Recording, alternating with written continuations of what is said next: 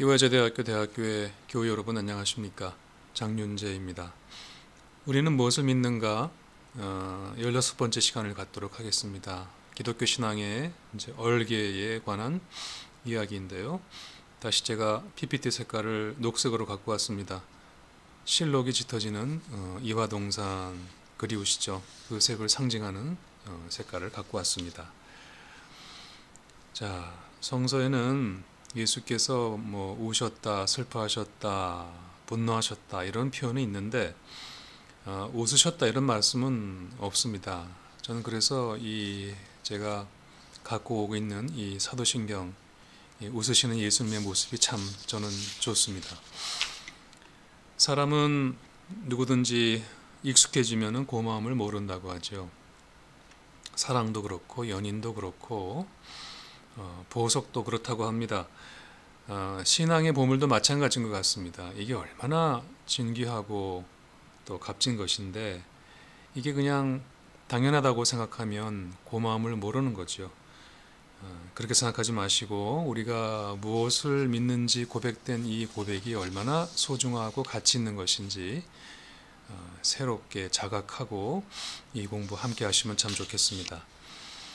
자, 제가 사도신경을 공부하면서 이번 학기 집중하면서 이것이 아주 오랫동안 다듬어지고 또 다듬어진 기독교 신앙의 에센스다, 진수라고 말씀을 드렸습니다. 오늘로 마무리하려고 했는데 보니까 한 주일을 더 해야 되겠습니다. 왜냐하면은 그 내용이 많아서 너무 긴 시간을 하는 것보다 나눠서 하는 게 좋겠다고 생각을 했습니다. 온라인 성경 공부의 좋은 점은 이 기록이 영원히 남아서 언제든지 다시 보기 할 수 있다는 점이죠. 그러다 보니까 거기 있으니까 좀 게을러지기도 합니다. 하지만 오늘과 다음 주 모두 두 번에 걸쳐서 2021학년도 봄학기 성경 공부를 제가 마무리하도록 하겠습니다. 자, 오늘 주제는 저 11번째 행에 있는 사도신경의 11행 몸이 다시 사는 것과 이것입니다. 이것이 오늘의 주제인데 새 사도신경은 이것을 몸의 부활과 이렇게 좀 더 명확하게 표현을 했지요. 오늘 주제는 몸의 부활입니다. 그냥 부활이 아니라 몸의 부활입니다. 그게 무슨 말일까요? 구사도신경과 또 신사도신경을 이렇게 조합하면 저렇게 몸이 다시 사는 것과 또는 몸의 부활과인데 라틴어로는 이제 carnis, 그 resurrectionem, car은 그 카니발 할 때 곡이죠. 그 몸의 부활과 영어로 하면 the resurrection of the body 이렇게 되어 있습니다만은 여러분 이 사도신경이 그래도가 모두 4번으로 이루어진 그 고백이라는 거 다시 한번 기억해 주시기 바랍니다. 그래도 라틴어인데 뜻이 뭐였죠? I believe 였습니다. 나는 믿습니다 라는 고백입니다. 여러분 이 사도신경의 고백이 사도들의 고백, 당신들의 고백이 되지 않고 내가 믿습니다라고 하는 나의 고백으로까지 내 안으로 들어와야 된다고 생각합니다. 여쭙고 싶습니다. 여러분은 정말 여러분의 몸이 다시 사는 것을, 여러분의 몸이 부활할 것을 믿습니까? 자, 이제부터는 저를 이제 화면에서 지우고 PPT를 크게 보실 수 있도록 제가 조정해서 이제 여러분과 계속 공부를 이어가도록 하겠습니다. 자,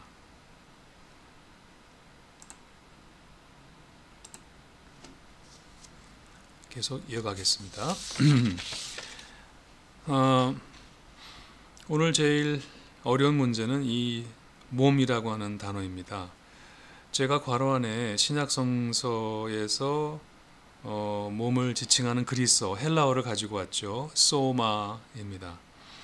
오른쪽 사진은 무덤에서 이제 부활하셔서 부활의 첫 열매가 되신 예수 그리스도의 모습을 그린 그림인데 참 좋지요. 자, 여러분 예수님의 시신은 그냥 있고 혼만 부활하신 게 아닙니다. 그 유명한 영화 패션 오브 크라이스트의 마지막 장면 참 압권이죠. 예수님이 무덤에서 부활하셔서 이제 자리에서 일어서시는데 그의 그 손등이 카메라에 비쳤는데 거기에 구멍이 뻥 뚫려 있었습니다. 십자가에서 그 당하신 상흔이 그대로 남아 있었죠. 여러분, 예수님은 이 땅에 오셨을 때 그 몸을 가지고 부활하셨습니다. 그 몸을 버리고 혼만 부활한 게 아니라 그 몸을 가지고 또 그 몸이 새 몸이 되어서 부활하셨습니다. 이게 도대체 무슨 말일까요? 여러분, 그리스 철학자들이 보기에 이 그리스도인들은 참 좀 이상한 사람들이었습니다. 이 서양 문명의 발상제라는 그리스는 철학의 나라였죠. 그 철학은 이제 소크라테스, 플라톤, 플로티누스 등의 기라성 같은 철학자들에 의해서 발전했어요. 그리스 철학은 특별히 이원론적인 철학이죠. 자, 영은 영이고 몸은 몸입니다. 정신은 정신이고 물질은 물질이죠. 영과 정신이 더 우월하고 몸과 물질은 좀 낮은 것입니다. 그래서 그리스 철학은 이 몸과 물질에서 초월하고 그것을 상승해서 정신과 이데아의 세계로 이제 고양하고 나아가려길 원했지요. 그런데 그런 그리스 문명이 주류고 세상을 다스리던 그 세상에 바울이 예수 그리스도의 복음을 들고 나갔는데 그 복음을 믿는 그 정말 얼마 안 되는 그 무리를 보고서 이 셀루스라고 하는 그리스 철학자가 참 신기했던 모양입니다. 아니, 이 사람들은 그 필로소매틱, 몸을 사랑하는 자들이네. 이게 그리스도인들의 특징을 그야말로 한마디로 실루엣처럼 잡아낸 아주 유명한 말이죠. 자, 필로소매틱. 자, 필하모니 오케스트라 할 때 그 필, 무엇을 좋아하고 사랑하는 거잖아요. 제가 이 소마라는 것이 신약성서에서 말하는 그 그리스어로 된 몸이란 뜻인데, 그러니까 소매틱, 몸을 사랑하는 자들이다라는 것입니다. 여러분, 얼마나 이것이 다른 모든 것 중에서 눈에 띄었으면은 이 셀루스가 이것을 말했겠습니까? 여러분, 그리스도인들은 누구냐? 몸을 사랑하는 자들입니다. 재밌죠? 혹시 지금 자신의 몸을 한번 이렇게 손도 만져보시고 얼굴도 한번 만져보시겠어요? 이 몸을 사랑한다는 말이 무슨 말이지? 그리고 이 몸의 부활을 믿는다는 말이 무슨 말일까? 계속 이어보겠습니다. 여러분, 그 플로티누스라고 하는 사람의 조각상, 좀 코 윗부분이 깨졌습니다만은 플로티누스는 플라톤의 사상을 이어받아서 그것을 이제 심화한 사람이죠. 그래서 소위 말하면 신플라톤주의의 기원을 연 사람입니다. 사실 우리가 정통 그리스도교 신학으로 알고 있는 그 성 아구스티누스의 기독교 사상은 어떻게 보면 이 플로티누스의 사상을 그 얼개를 그냥 따른 것이라고 해도 과언이 아닙니다. 근데 그도 셀루스처럼 말했어요. 아니, 이것이 그리스 철학의 진수죠. 참된 철학자는 몸이 아니라 오직 영혼에만 전적으로 관심을 가진다 그랬습니다. 자, 이게 그리스 철학자들의 사상이고 기계고 세계관입니다. 근데 놀라지 마십시오. 바로 이런 사람들이 지배하는 세상 속으로 한 변방의 팔레스타인 땅의 변방에서 온 시골 출신의 전도자 바울. 자, 오른쪽 그림 보시면 또 렘브란트가 그린 바울이죠. 먼저 얼굴 한번 가만히 봐주세요. 뭔가 앞을 응시하는 것 같은데 뭐 앞에 특정한 사물을 보는 눈이 아니라 그 너머에 있는 무언가를 보고 있는 눈이죠. 눈에 보이지 않는 것을 보는 맑고 깊은 눈입니다. 고린도전서 6장에 뭐라고 말했냐면 너희 몸이 하나님께로 받은 또 하나님께서 계신 성령의 전이라고 하면서 그런즉 너희 그 몸을 가지고 하나님께 영광을 돌리라라고 했습니다. 여러분, 우리 몸이 하나님의 성전이라고 말합니다. 성전이 뭐죠? 글자 그대로 뭐죠? 거룩한 집이죠. 영과 정신만이 고귀하다고 보는 그리스 철학자들 앞에서 이건 완전히 지금 거꾸로 말하고 있는 겁니다. 완전히 서로 대칭되는 그런 세계관이라고 할 수 있겠습니다. 자, 바울이 한 걸음 더 나가죠. 자, 그 몸을 하나님이 기뻐하시는 거룩한 산 제물로 드리는 것이 진정한 예배다. 우리의 마음만 드리면 되는 줄 알았더니 그 몸을, 하나님의 성전인 그 몸을 드리는 예배가 산 예배다. 여러분 지금 이 말의 무서움을 직감하셨습니까? 아니 몸이라니요. 이 몸이요. 이 코로나 같은 바이러스 지나가면 그냥 속절없이 당하는 약한 몸이고요. 이 몸 늙어서 변화하고 소멸하는 몸입니다. 앞으로 썩어질 몸입니다. 이거 영원한 거 아닙니다. 그런데 바울은 그 몸으로 드리는 예배가 하나님이 기뻐하신 예배라고 하는 겁니다. 그러고 보니 과거 교회에서 왜 헌신 예배 많이 했는데 글자 그대로 헌신, 몸을 드리는 예배잖아요. 우리 마음만 드리면 헌심 예배 해야 되는데 우리 그냥 생각 없이 헌신 예배 했는데 그러고 보니까 그 말이 참 이 바울의 이 몸 신학을 잘 번역한 것 같습니다. 자, 그런데 여기서 중요한 것이 있습니다. 자, 모는 모 더하기 모 이런 재밌는 산수표가 좀 눈에 들어오시죠? 자, 몸은 영혼 더하기 육신입니다.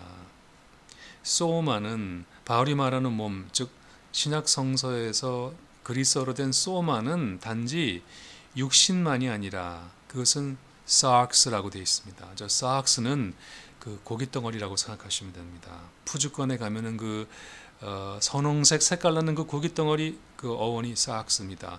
그것과 함께 저 psyche, 영혼 또는 정신이라고 번역되는 것을 합한 것, 그것을 몸이라고 말한다는 사실입니다. 즉 영혼과 육체의 통일체가 몸입니다. 다른 말로 뭐죠? 전인간입니다. 반쪽 인간만이 아닙니다. 전인간입니다. 여러분 인간이 육체만으로 이루어졌나요? 인간이 영혼만으로 이루어져 있나요? 그 둘이 합한 전인적인 존재인 거잖아요. 자, 그런데 바로 그 몸의 부활을 나는 믿습니다. 이게 사도신경의 고백입니다. 다시 말하면 내 육신만 빼고 영혼만 부활하는 것을 믿습니다가 아니고 또는 그 반대도 아니죠. 아니라 육신과 함께 정신이 영혼이 부활하는 것을 믿습니다라는 말입니다. 자, 이 말은 영혼만이 구원받는다는 거예요. 육신을 버리고 라고. 그래서 육신과 물질 세계를 경멸하던 그리스 세계에 지금 바울이 한번 제대로 붙어보자고 도전장 내고 있는 거 여러분 보이시죠? 자, 바울만일까요? 신약 성경만일까요? 아닙니다. 여러분 이제 이것은 사실은 이 사도 바울은 이 히브리 사상에 정통한 대학자 아닙니까? 당대 최고의 학자 중에 하나입니다. 구약 성서 즉 히브리 성서부터 면면히 흘러내려오는 바로 그 인간에 관한 이해가 여기에 반영되어 있는 겁니다. 신약만 그런 것이 절대 아닙니다. 구약 성서에서부터 신구약 성서는 영과 육의 이원론이 아니라 그 둘의 하나됨을 말한다는 사실을 꼭 기억해 주시기 바랍니다.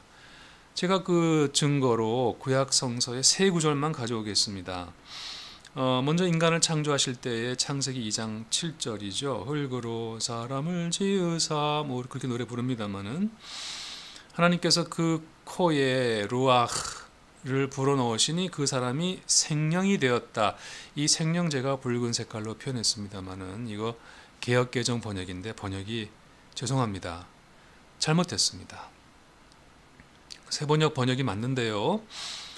그 코에 하나님의 그 루아흐 숨결을 불어넣으시니 그 흙이 살아있는 존재 living being이 되었다입니다. 여러분 생명은 살아있는 그 영이니까 living spirit이 되었다는 것이잖아요.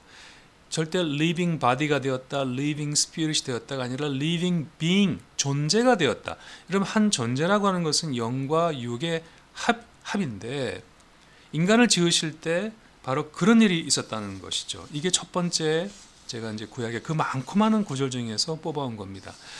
자, 그 다음에 또 여러분이 잘 아시는 시편 23편 참 우리가 힘들 때마다 애송하면 정말 힘과 위로가 되는 어쩌면 우리 그리스도인들이 가장 사랑하는 시편 중에 시편이 아닐까 생각합니다만 여호와는 나의 목자시니 내게 부족함이 없으리로다.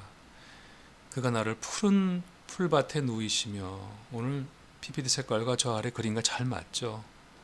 아, 너무 좋습니다. 그림만 봐도.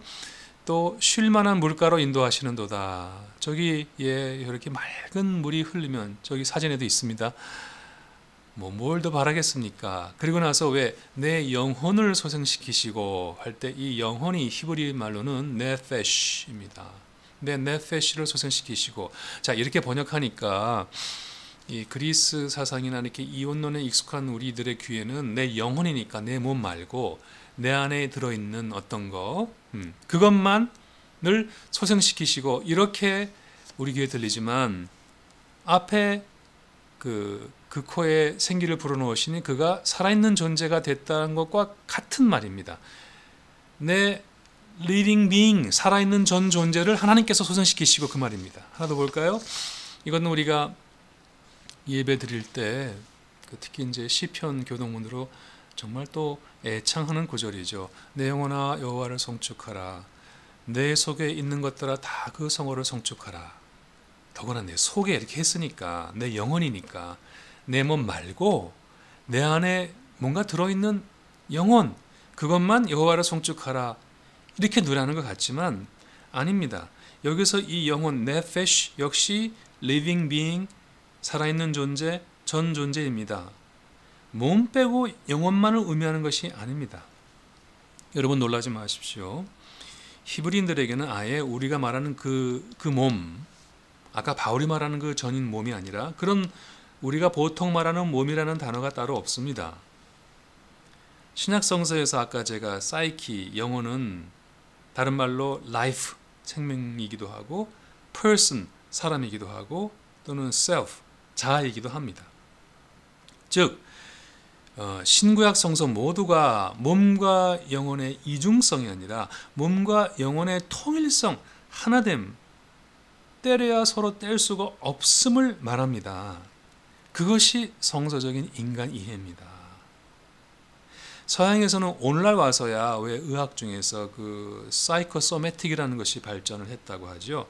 사이코, 정신, 영혼, 소매틱, 자, 몸, 그죠? 그러니까 몸만 거기다가 약물 넣고 하고 그것이 아니라 정신이 함께 치유되지 않으면 몸도 건강해지지 않는다는 것을 발견하고, 그 둘을 함께, 정신과 몸을 함께 취급하는 의학이 출현했는데, 성서는 이미 수천 년 전부터 몸과 정신이 하나라고 말했다라고 하는 것이죠. 자, 이제 이 첫 번째 제 말씀의 주제를 한번 정리해 볼까요? 이게 다 무슨 말일까요? 자, 이제 둘의 차이가 분명하다, 그 말입니다. 왼쪽은 이제 그리스 철학이지만 오른쪽은 그리스도교 신앙입니다. 같은 그자로 시작하네요. 근데 이 철학과 이 신앙의 차이가 뭔가요? 한마디로 왼쪽 보십시오. 그리스 철학은 salvation from the body예요. 이때 바디는 육신으로서 바디입니다. 네. 그 밑에 소크라테스가 사역을 받는 장면이 있지 않습니까? 자, 근데 소크라테스가 사역을 받으면서 막 울고 안 받겠다고 해서 억지로 입에다 넣었나요?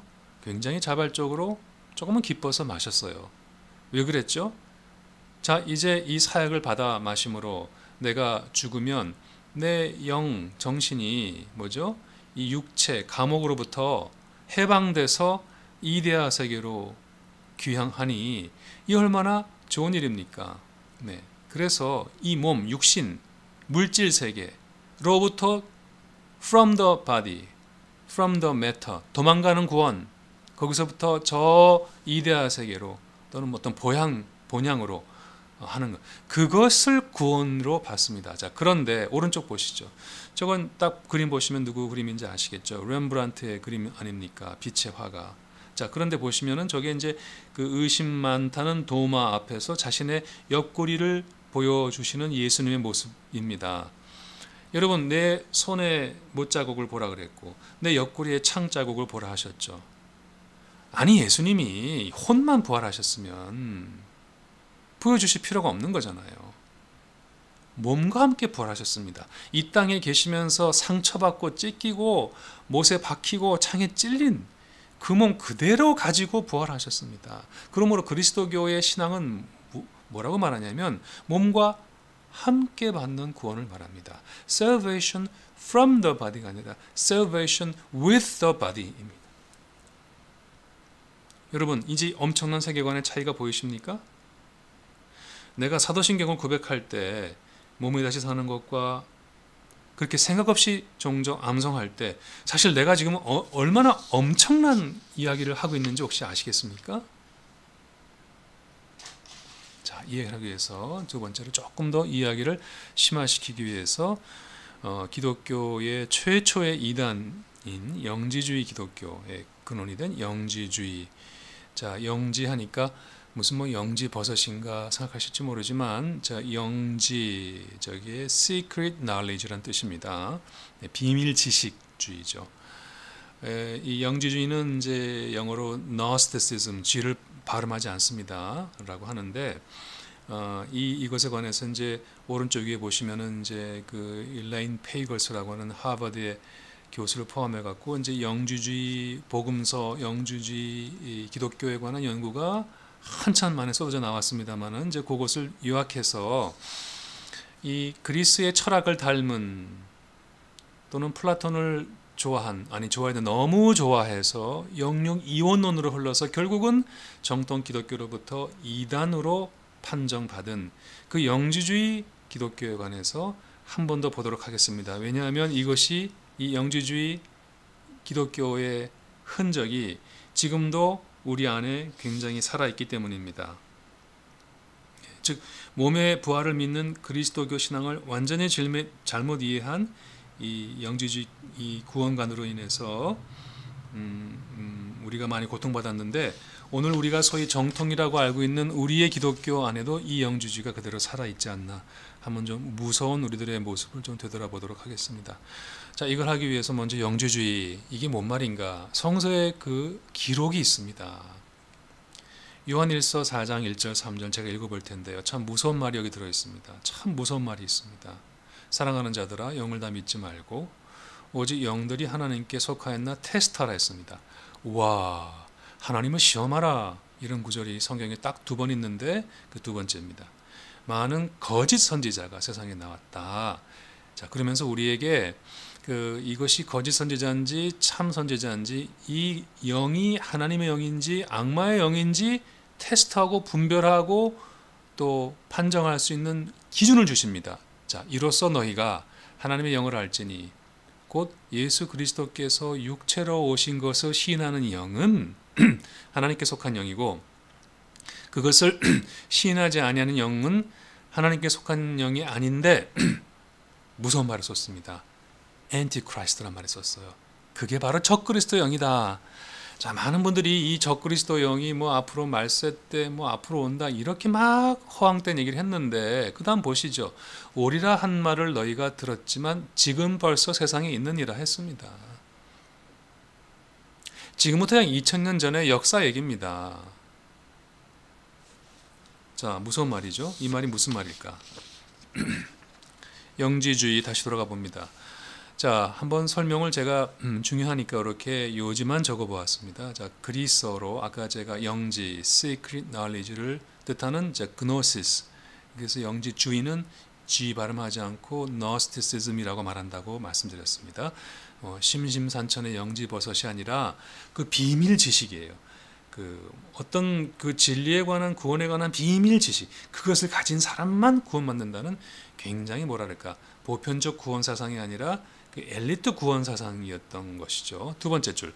근데 이것이 여러분 예수님 오시고 나서 1, 2 또는 3세기까지 간다고 보는 사람들이 있습니다만은, 이 지중해, 특히 동해안, 이 팔레스타인을 중심으로 해서 아주 광범위하게 퍼졌고, 그 세력이 만만치 않았고, 그랬습니다. 3번째 줄. 오른쪽 위에 있는 저 사진이 바로 프랑스의 신학자 교부인 이레네우스인데요. 그가 이제 초대 Church Father, 초대 교부 중에 한 대표적인 분인데, 이분이 바로 영지주의와 맞서서 싸운 사람입니다. 그래서 오늘 우리가 알고 있는 소위 정통 기독교를 확립한 사람입니다. 네. 자, 그 이후 역사 보시면 4번째 줄에 4세기, 그러니까 이제 313년 이제 박해 중지가 선언되고 392년에 기독교가 로마의 국교가 된 이후에 이제는 이 정통 기독교에 의해서 영지주의가 극심한 탄압을 받고, 그래서 그 아래 이 교부들이 영지주의 계열의 복음서들을 다 불사르고 파괴해 버렸어요. 그런데 오른쪽 아래 사진 보시죠. 이게 1945년에 이집트의 한 시골 마을에 나그 함마디라고 하는 마을이 있는데, 지금으로부터 한 1600년도 전에 만들어진, 그 당시에 이 정통 기독교에 의해서 박해받던 영지주의 기독교인들이 남몰래 숨겨놓은 비밀 그 성경이 발견된 거예요. 이것을 이제 나그 함마디 문서라고 말하는데, 이제 이걸 통해서 오늘날 영지주의 기독교가 뭐였는지에 관해서 이제 우리가 소상히 알게 되었습니다. 자, 오른쪽 그림부터 먼저 보실까요? 이 땅이 있고 저 하늘에 뭔가 이렇게 빛나는 천상의 세계가 있는데 사다리가 있죠. 여러분 근데 혹시 우리도 구원 생각하면 저런 그림이 머리에 떠오르지 않으시는가요? 이 땅의 물질 세계, 지구에서 몸에서부터 벗어나서 사다리를 타고 저 위에 더 이상 눈물도 고통도 아픔도 아무것도 없는 어떤 그 이데아와 같은 천상의 세계, 천국에 가는 것이 기독교가 말하는 구원이다 라고 하신다면, 정말 놀랍게도 이 1세기, 2세기, 3세기 지중해에 창궐했던 기독교의 최초의 이단 영지주의 그리스도교 사상에 이제 전염됐다라고 말을 할 수 있을 것 같습니다. 자, 왼쪽 설명을 보시도록 하죠. 자, 영지주의가 여러 버전이 있어서 이렇게 요약하는 것도 참 이것만이라고 말할 수 없다는 점을 말씀드리겠습니다만은, 그 중에 한 버전이 이렇습니다. 자, 저기 천상에 비토스라고 하는 신이 있어요. 이거는 정말 최고의 신이랍니다. 이 신은 영적인 세계만 창조했습니다. 두 번째 줄. 그런데 이 비토스라고 하는 최고의 신으로부터 30개의 이제 신들이 또 유출됐죠.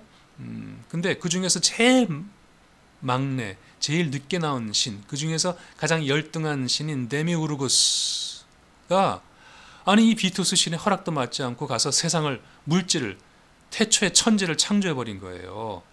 그런데 영지주의 하면 바로 이 데미우르구스가 너희들이 야훼, 여호와라 불리는 구약 성서의 그 하나님이라는 거죠. 네. 그러니까 최고의 신이 저 위에 있는데 그 신의 허락도 받지 않고 마치 사생활을 당한 것처럼 물질 세계라고 하는 이 악을 만들어낸 거예요. 그래서 영지주의 기독교인들 중에서는 이 구약 성서를 빼고 신약만 가지고 신앙생활을 하자는 사람이 있었습니다. 그 다음 줄 보겠습니다. 그래서 이 구약의 하나님, 우리들이 여호와, 야훼라고 부르는 그 하나님, 소위 그들이 데미우르구스라고 부르는 이 하나님에 의한 물질 세계의 창조는 유산된 거라는 거죠. 죽어 나온 아기와 같다고 얘기한 거예요. 자, 근데 그 아래줄. 그럼에도 불구하고 여러분, 이 데미우르구스는 여전히 신이잖아요. 영적 존재에서 만들어졌잖아요. 그래서 소위 이 물질 세계 안에 내 몸 어딘가에, 또는 저 자연 어딘가에 말하자면 divine spark, 섬광, 그 다이아몬드 조각 같은 섬광이 파묻혀 있다는 거예요. 또는 신적 파편이 그 안에 파묻혀 있다는 거예요. 그렇다면 구원이란 뭐냐? 내 안에 이 신적 섬광과 파편을 발견하는 그 영지에 의해서, 신비한 지식에 의해서, secret knowledge에 의해서 이 물질 세계로부터 해방돼서 저 천상의 세계로 복귀하는 것, 그것이 구원이라고 가르쳤습니다. 어딘가 우리가 익숙한 데가 있죠. 여러분, 그래서 이 영지주의 기독교인들에 의해서 쓰여진 저 복음서 중에 하나가 뭐냐면은 유다 복음서가 있어요. 가룟 유다. 그 가룟 유다 복음서에 의하면 가룟 유다는 영웅이에요. 왜냐하면 예수님께서 유다한테 이렇게 얘기해, 빨리 가서 나를 밀고 하라. 그래서 십자가 달려 이 몸을 죽게 만들어요. 그래서 그 영이 이 몸에서부터 해방돼서 천상의 세계로 돌아가시죠. 그래서 그 역할을 하게 한 가룟 유다를 영웅으로 하는 바로 그런 영지주의 기독교가 정말 그 초대 기독교를 괴롭혔던 그런 것이죠. 자, 그다음 하나 더 보겠습니다. 자, 오른쪽 그림 보시게 되면은 이것이 저기 마니교의 사제들입니다. 책상에 앉아서 글을 쓰고 있는 마니교의 사제들인데, 이것이 여러분 그 성 아우구스티누스가 그리스도교로 개종하기 전에 믿었던 종교가 바로 이 마니교입니다. 마니교는 철저하게 이원론적인 종교입니다. 온 세상에는 선신과 악신이 있습니다. 두 신이 있습니다. 선신과 악신이 싸웁니다. 여러분, 이 종교는 선악의 이분론이고 영육의 이원론입니다. 굉장히 세상의 고통과 악의 문제를 설명하기 쉬워요. 여러분, 이 세상에 고통과 악과 죽음이 있죠. 사랑이신 신이 하나밖에 없는데 왜 그런 일이 만들어졌을까요? 그런데 이 마니교의 책에 의하면 쉽습니다. 자, 누구한테 온 거죠? 악신한테 온 거예요.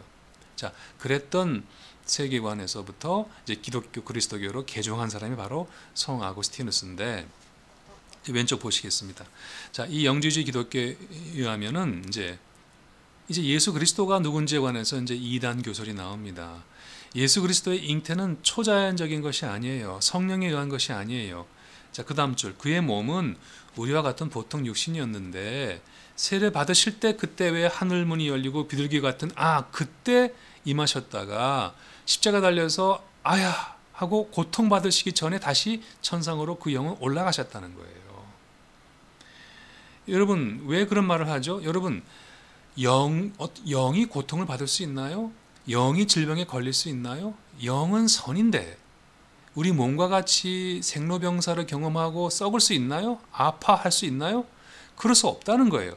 그 둘의 이원론 칼로 무베듯이 철저하게 나누니까 말씀이 육신이 되어 우리 가운데 거하신다는 말을 믿을 수가 없었던 겁니다. 세 번째 줄. 또 다른 영지주의자들은 아예 예수님은 육체로 탄생한 적도 없고 네 눈앞에 가짜로 네가 보았다는 건 네가 착각한 거야. 그래서 가현설, 도케티즘, 도세티즘이라는 영지주의 분파도 있었습니다. 네가 헛개비를 본 것이요. 이렇게 말했던 것이죠. 그 아래죠. 그래서 사도신경이 예수께서 우리 공부하셨죠? 성령으로 잉태하사 동정녀 마리아에게 나시고 했습니다.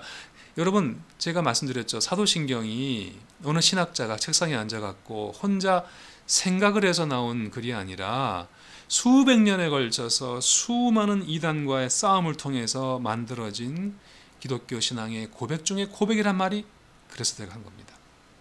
그래서 성령으로 잉태했다는 말 나온 거예요. 그 다음에 사람들이 야, 네 눈앞에 나타나셨지, appear가 아니고 born. 예수님이 어머니 마리아의 몸에서 어머니 마리아로부터 육신을 받아서 나오셨습니다. 하나님의 아들이 그렇게 이 땅에 태어나셨습니다. 그러므로 여러분, 이 사도신경 안에 바로 제가 지금 말씀드리는 영지주의와의 투쟁의 흔적이 곳곳에 있고 오늘 몸이 다시 사는 것과 그것도 바로 이 영지주의 기독교와의 싸움이다라는 것이죠. 자, 그 아래쪽. 그래서 바로 이 영지주의와 대결 속에 우리가 알고 있는 정통 기독교가 탄생했습니다. 하나 덧붙이면 여러분, 태초에 하나님이 천지를 창조하시니라, 그것이 아무것도 없는 것에서 뭔가 있는 것을 창조하신, 무에서부터 유를 창조하셨다는 것도 사실은 그냥 나온 교리가 아니라 이 영지주의와의 대결 속에서 나온 교리라는 말씀까지만 제가 드리겠습니다. 자, 그 다음 보시죠. 여러분, 이 아이젠버그 이 3단화, 너무너무 유명한 그림이죠. 여러분, 이게 종교개혁 사상을 대표하는 그림이라고 제가 말씀드렸죠. 마틴 루터가 이 그림에서 큰 영감을 받았습니다만 사실 루터의 신학이 또 이 안에 배어 있기도 하죠. 저 그리스도의 온 몸을 보십시오. 하나님께서 몸을 입고 오셔서 몸을 입으신 하나님이 저 일그러진 얼굴과 발뼈가 꺾이고 정말 상상할 수 없는 육신의 고통을 받고 있는 저 장면이죠. 그리스도 십자가 뒤에 있는 검은 곳, 마틴 루터는 숨어 계신 하나님을 얘기했는데 바로 그 이제 숨어 계신 하나님, 오로지 십자가를 통해서만 우리에게 알려지신 하나님인 바로 그것이 루터의 신학인데, 여러분, 이게 바로 그리스도교가 고백하는 예수 그리스도입니다. 여러분, 하나님의 영이 고통받으시기 바로 직전에 하늘로 가셨다라고 하는 거 아니죠. 끝까지 다 이루었다. 고통받으시면서 내가 목마르다 말씀하시면서 마지막에 아버지 내 영을 아버지 손에 부탁하나이다 이렇게 말씀하셨잖아요.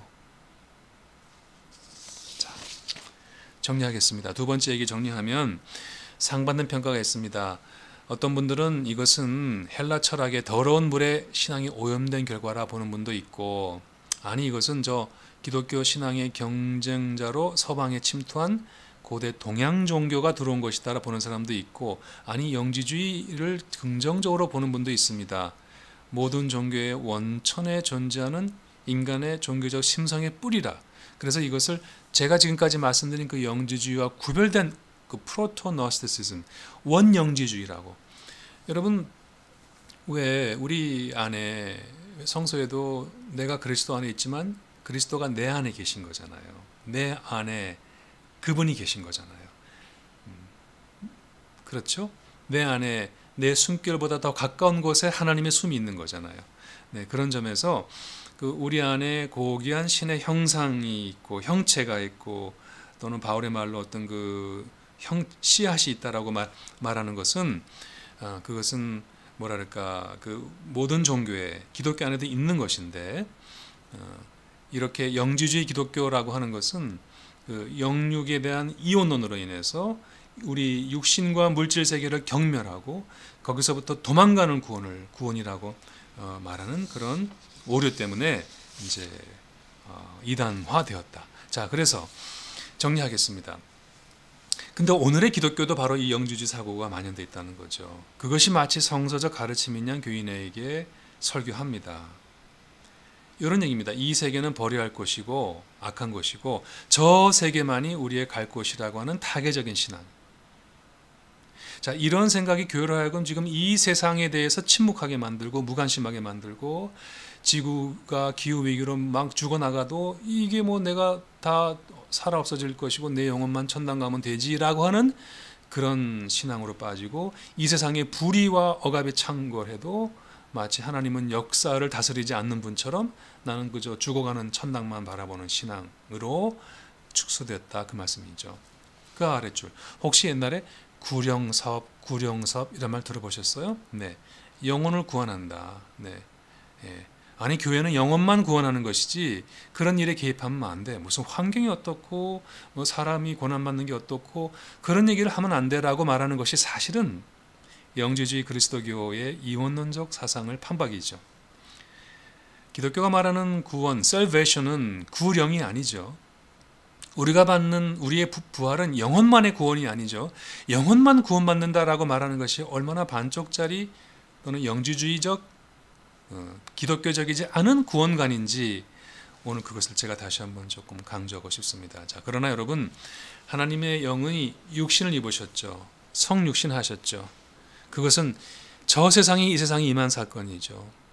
네, 그래서 지금 우리 가운데 육신으로 와 계신 하나님의 말씀, 우리 가운데 실제로 와 계신 하나님의 현존을 외면하고 이른바 순수한 영적 세계만 추구하는 것은 정통 그리스도교의 가르침이 아니다. 오른쪽 그림처럼 오로지 사다리를 타고 하늘 천상에만 올라가는, 영혼만 올라가는 그런 것은 그리스도교의 교리와 신앙 고백과 거리가 멀다라고 감히 말씀드립니다. 세 번째, 이제 성육신 한 번 더 정리하고 그 다음에 오늘 말씀 마무리하겠습니다. 자, 이 그림은 너무도 유명한 그림이에요. 르오의 거룩한 얼굴, 1946년 작품입니다. 하나님께서 우리와 같은 얼굴을 가지고 이 땅에 오셨습니다. 인간의 몸을 입고 오셨죠.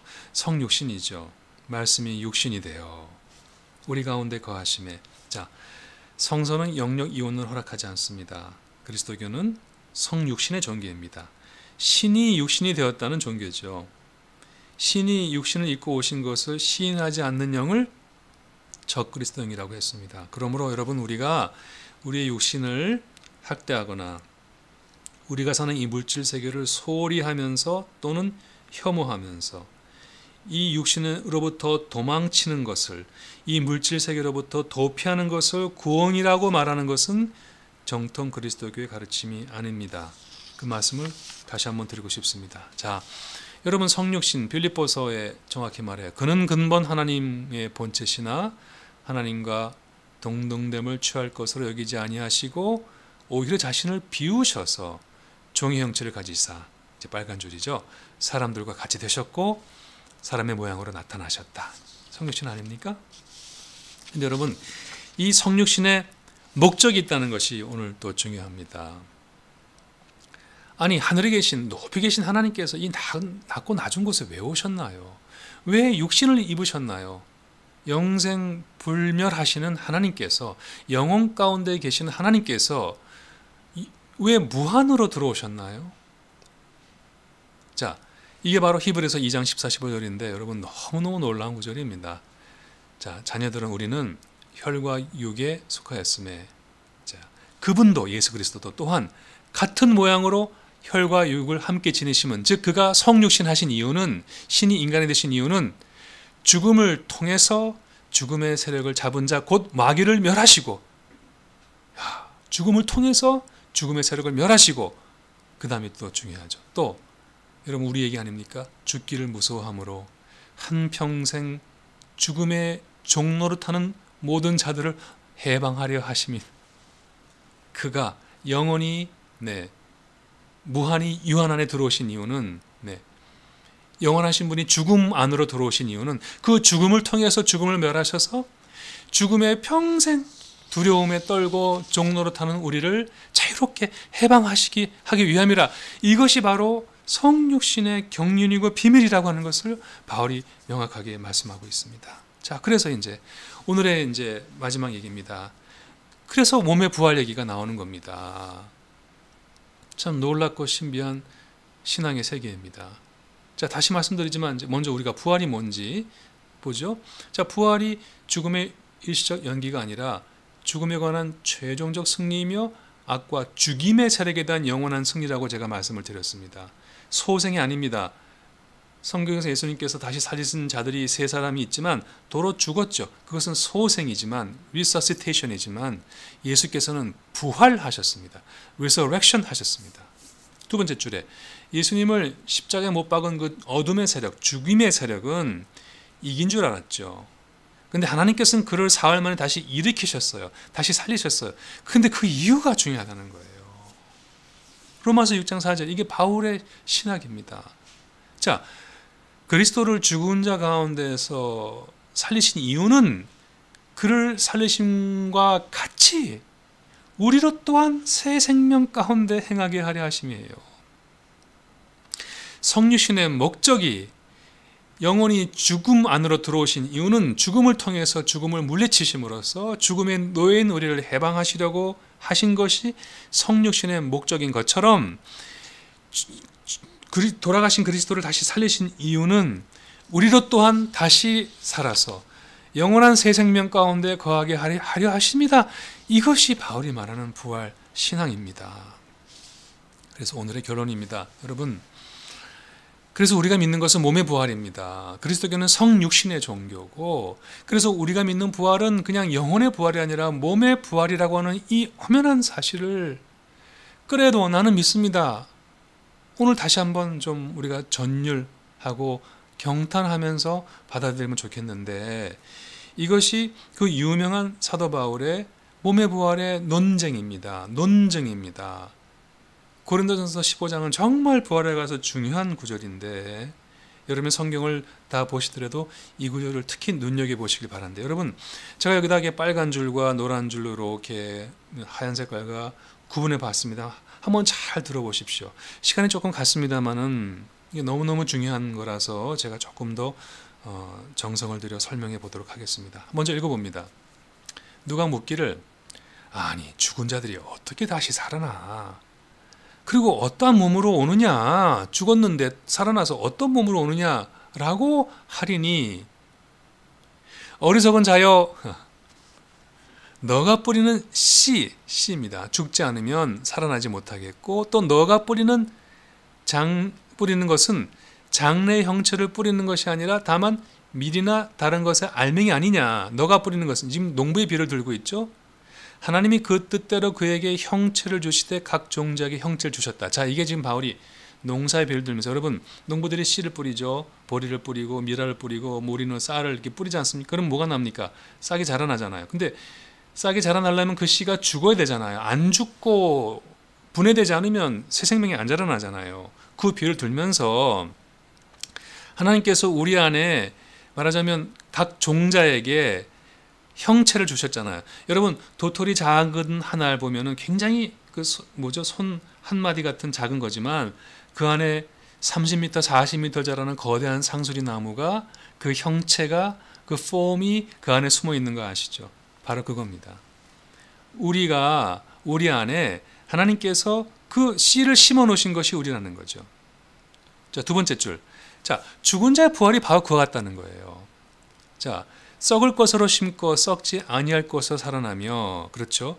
욕된 것으로 심고 영광된 것으로 다시 살아나며, 세 번째, 약한 것으로 심고 강한 것으로 다시 살아나며, 네 번째, 그와처럼 육신의 몸으로 우리를 심으셨으나 우리의 몸이 신령한 몸으로 마치 미랄이 썩어 새 생명이 날아나니 육신의 몸도 있지만 영혼의 몸도 있다라고 얘기합니다. 우리의 다른 몸이 있다. 영의 몸이 있다.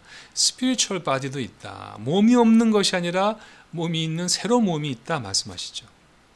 그러면서 이제 여기서 이제 아담과 그리스도를 비유하면서 요 말을 마무리합니다. 세 번째 달라 보시겠습니까? 자, 기록된 바 첫사람 아담이 뭐라 그랬어요? 생명, 아까 제가 창세기 2장 7절 살아있는 존재가 되었담과 같이, 그렇죠? 마지막 아담이 누굽니까? 첫 번째 아담은 바로 그 아담이고 마지막 아담은 예수 그리스도인데 그게 바울의 어법이잖아요. 그 영은 살려주는 영이 되었나니, 자, 그러나 먼저 사람은, 첫 번째 아담은 신령한 사람이 아니었잖아요. 육의 사람이었잖아요. 근데 그 다음 예수 그리스도는 신령한 사람이잖아요. 자, 첫 사람은 땅에서 났잖아요. 그래서 땅으로 돌아가잖아요. 흙에 속한 자지만, 자, 둘째 사람은 하늘에서 오셨잖아요. 하늘에 속한 자잖아요. 그런데 우리가 흙에 속한 형상을 입었지만 그와 같이 이제 그리스도 안에 있으면 바로 그 하늘에 속한 이의 형상, 우리 종자 안에 그의 형체가 심겨져 있지 않습니까? 그러므로 그래서 죽은 자들이 어떻게 살아나냐? 그렇지 않다는 거예요. 그리스도 안에 있으면 이제 우리가 새로운 존재, 새로운 생명으로 우리가 우리 안에 있는 그 하늘의 형상으로 우리 몸이 죽어 새로운 몸으로 다시 태어난다. 이것이 몸의 부활에 관한 그 유명한 사도 바울의 논증이 되겠습니다. 자, 바울만이 아닙니다. 바울의 사적 의견이 아닙니다. 예수님도 우리의 앞에 새로운 몸이 있음을 이 땅에 계실 때 분명히 말씀하셨습니다. 자, 마태이 22장 30절이죠. 부활할 때는 누가 막 물어보니까 부활이 어디 있어요? 막 따지니까 장가도 아니 가고 시집도 아니 가고, 그러니까 이렇게 성별의 구별이 이제 없어지는 것 같아요. 자, 하늘에 있는 천사와 같으니라 이렇게 말씀하셨습니다. 그리고 부활의 줄, 또 마태복음 13장 43절에 그때의 의인들이 자기 아버지 나라에서 저 해처럼 밝게 빛나면서죠. 해처럼 밝게 빛나는 존재가 되는 거죠. 그래서 제가 그림을 찾다가 이건 누구의 그림 같습니까? 네, 반 고흐의 그림입니다. 천사의 이제 반신상이죠. 밝게 빛나는, 그리고 성별이 있다고 보여지지 않습니다만은, 네, 우리 몸을 가진, 네, 그런 몸을 우리가 상상할 수 있겠는데, 저는 또 모릅니다. 저는 성서가 말하는 이 영의 몸에 관해서 제가 갖고 올 수 있는 모든 걸 다 가져왔는데, 저는 모르지만 예수께서 분명히 말씀하셨고 바울이 그걸 통해서 우리 앞에 몸에 부활이 있음을, 영의 몸으로의 부활이 있음을 말씀하셨죠. 이 영의 몸은 여러분, 부활하신 예수님이 저 호숫가에 찾아가셔서 제자들을 부르시면서 그들을 꾸짖지 않으시고 다시 그들을 이제 하실 때에 저 생선 잡은 거 갖고 오라 그래서 함께 구워 드셨다고 했잖아요. 그러니까 아마도 그 영의 몸이 먹기도 하는 것 같아요. 하지만 시집도 장가도 가지 않는 몸이고 해처럼 밝게 빛나는 그 뭔가 영원한 아름다운 새로운 몸으로 이 몸이 그렇게 변화해서 일어날 것이라고 하는 그 얘기죠. 하나만 더 합니다. 이제 아까 말씀드린 고린도전서 15장의 마무리입니다. 이제 이게 중요하죠. 바울이 왜 몸의 부활을 얘기하는지, 근데 그 비밀을 얘기합니다. 깊이 들어가 보겠습니다. 자, 읽어봅니다. 보라, 내가 너희에게 비밀을 말하노니 우리가 다 잠잘 것이 아니요. 자, 우리 그리스도교는 죽으면 사망한다고 하지 않죠. 죽어서 멸망한다고 말하지 않죠. 죽어서 소멸된다고 말하지 않고 잠잔다 말합니다. 죽은 나사로를 예수님은 잠잔다 하셨습니다. 자, 마지막 나팔의 순식간에 홀연히 다 변화되리니 나팔 소리가 나매, 제가 노란색으로 적었습니다. 죽은 자들이 썩지 아니할 것으로 변화돼서 살아나고 했습니다. 네, 그 아랫줄, 자 보세요. 이 썩을 것이 썩지 아니함을 입고 이 죽을 것이 죽지 아니함을 입을 때에는, 바울은 이렇게 뭔가 입는다, 옛사람 위에 새사람을 입는다 이렇게 말하죠. 입을 때, 바울의 어법입니다만 그때 사망을 삼키고 이기리라 말합니다. 그리고 나와서 바울이 호세아 13장 14절을 인용하죠. 기록된 말씀이 이루어진다면서 호세아 뭐라고 말하냐면, 사망아 너의 승리가 어디 있느냐, 사망아 네가 쏘는 것이 어디 있느냐라고 하는 이 구절을 인용하면서 사망에 대한, 죽음에 대한 영원한 승리의 개성가를 여기서 부르는 거죠. 자, 이렇게 초대 그리스도교인들, 그리스도 안에서 이제 부활의 첫 열매가 되신 그리스도를 따라 부활을 기다리는 그리스도인들 앞에서, 또 죽어간 자신의 사랑하는 사람들 앞에서, 이제 슬퍼하는 사람들 앞에서 바울이 이렇게 마지막 때의 비밀을 얘기를 하고, 세 번째 줄입니다. 그래서 뭐냐면, 우리 주 예수 그리스도로 말미암아 우리에게 이 승리를 주시는 하나님께 감사하노니, 이 말이 중요하죠. 자, 그러므로 사망을 삼키고 우리가 영원히 이길 것이므로, 그러므로 내 사랑하는 형제 자매들아 견실하며 흔들리지 말고 항상 주의 일에 더 힘쓰는 자들이 되라. 이 땅에서 더 희망을 갖고 용기를 갖고 다시 힘을 내자. 이는 너희 수고가 주 안에서 헛되지 않은 줄 내가 안다. 이렇게 말했습니다. 즉 바울의 이 소위 말하면 이 종말에 관한 얘기지 않습니까? 나의 마지막에 관한 얘기고 온 세상의 마지막에 관한 그 얘기인데, 이 마지막에 관한 얘기는 그리스도교의 종말론은 결코 노스트라다무스와 같은 멸망에 관한 무시무시한 잔혹한 예언이 아니라, 우리에게 승리가 예정되어 있음을, 이미 우리가 그 죽음과 죽음의 세력을 극복했음을 선포하면서, 그러므로 이 땅에서 행복하고 신나고 용기를 가지고 희망을 가지고 힘차게 살아가자. 내가 지금 하는 이 수고가 아무것도 아닌 것이 결코 아니라 하나님께서 다 쳐주시고 기록하신다라는 위로의 희망의 말씀으로 우리가 그의 종말론을 이해하면 참 좋겠습니다. 여러분, 하나님 세상을 창조하시고 물질을 창조하시고, 그는 데미우르구스가 아닙니다. 열등한 신이 아닙니다. 사악한 신이 물질을 만든 게 아닙니다. 그는 기독교가 아닙니다. 보시기에 좋았다란 말을 무려 7번 하셨습니다.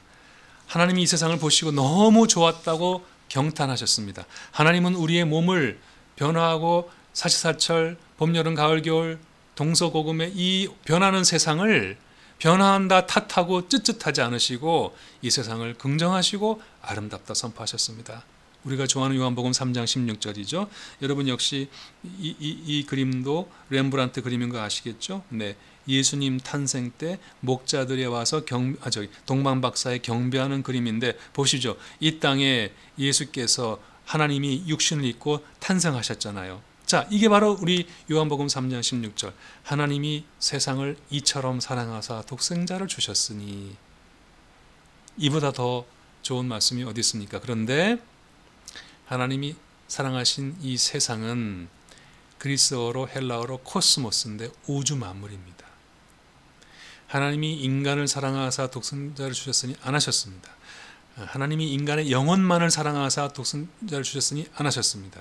하나님이 지으시고 너무 좋다고 보시기에 좋았다고 경탄하신 이 온 우주 만물 코스모스를 너무도 사랑하셔서 하나밖에 없는 독생자를 주셔서 저처럼 이 땅에 육신을 입고 오셔서 그 육신의 죽음과 그 변화 앞에서 영혼이 포로가 되어 있는 자들을 죽음을 통해서 해방하시고 우리 앞에 만물의 회복과 구원을 주셨고 그 부활의 첫 열매가 되셨다.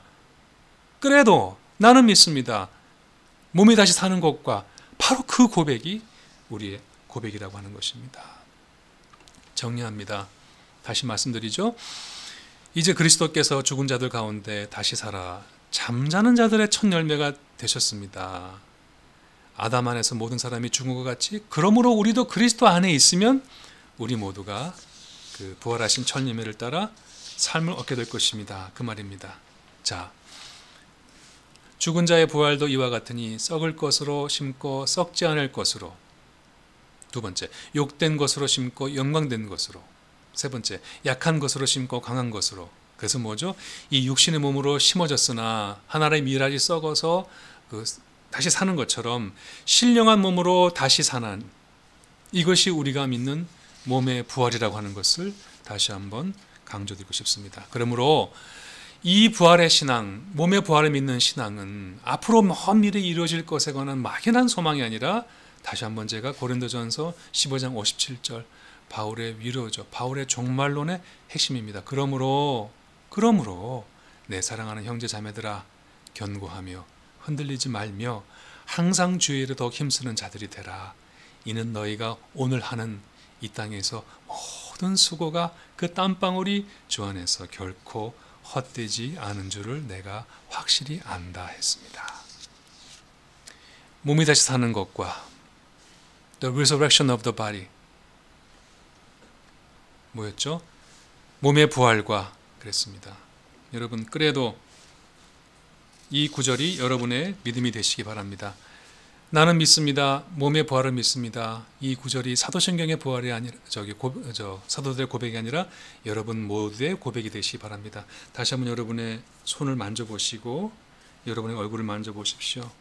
네, 이 몸이 하나님께서 아름답다 하신 이 몸을 우리 소홀히 여기지 마시고 아름답게 가꾸시고 신령한 몸으로 다시 변화될 때에 이 몸으로 우리가 천사와 같이 해처럼 빛나면서 영생 안에 거하는 그런 복락 함께 누리시는 우리 모두가 되시기를 진심으로 바랍니다.